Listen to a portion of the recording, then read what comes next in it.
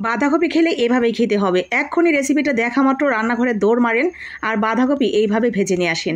এরপরে দেখেন যে এটা কতটা মজার, যেটা আপনি খেতে পারবেন গরম ভাত, খিচুড়ি, এমনকি চায়ের আড্ডা জমিয়ে নিতেও। অসম্ভব মজার এই বাঁধাকপির ফ্রাইটা আপনি একবার তৈরি করে খেলে যতদিন বাজারে বাঁধাকপি থাকবে ততদিনই খেতে চাইবেন। চলেন দেখি কিভাবে তৈরি করেছিলাম।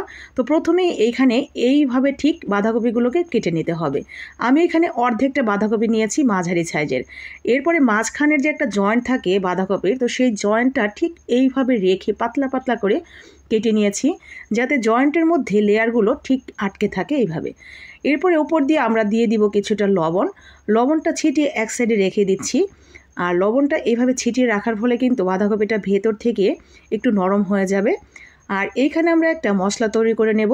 মশলার জন্য প্রথমেই আমরা ডিম, তার সাথে দিয়ে দিলাম স্বাদ মতো লবণ, হলুদের গুঁড়া, মরিচের গুঁড়া, ধনিয়ার গুঁড়া, ভাজা জিরার গুঁড়া, আদা রসুন জিরা বাটা।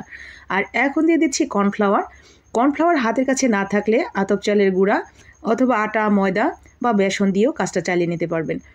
তো কর্নফ্লাওয়ার দিয়ে আমরা সুন্দর করে মিশিয়ে নিয়েছি। আর 2টা ডিম নিয়েছি আমি, দেশি মুরগির ডিম, যার কারণে 2টা নিয়েছি, ছোট ছোট ডিম। বড় ডিম হলে কিন্তু একটা ডিম দিলেই হয়ে যাবে। এরপরে একদম শেষের দিকে দিয়ে দিয়েছি কিছুটা ধনিয়া পাতা। সুন্দর করে মিশিয়ে নিলেই আমাদের এই মশলাটা রেডি হয়ে গেছে।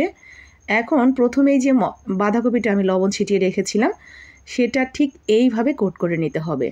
সুন্দর করে ভেতরের লেয়ারগুলোতেও যাতে এই মশলার মিশ্রণটা যায় সেটা নিশ্চিত করে এপাশে ওপাশে খুব সুন্দর করে মেখে নিতে হবে। মাখানো হয়ে গেলে সাথে সাথে গরম তেলে ছেড়ে দিবেন। গরম তেলের মধ্যে দিয়ে এপাশ ওপাশ করে একটু আস্তে আস্তে সুন্দর করে ভেজে নিতে হবে মচমচে করে। 2 দিকটা ভীষণ মচমচে ক্রিস্পি হবে আর ভেতরের দিকটা নরম তুলতুলে দারুণ মজার।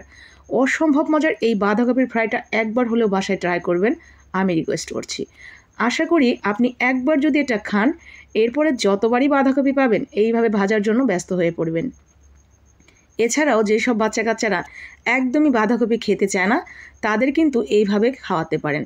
ভীষণ ভীষণ মজা করেই খেয়ে নেবে। তো মনে যদি ধরে থাকে তাহলে অবশ্যই বাসায় তৈরি করবেন।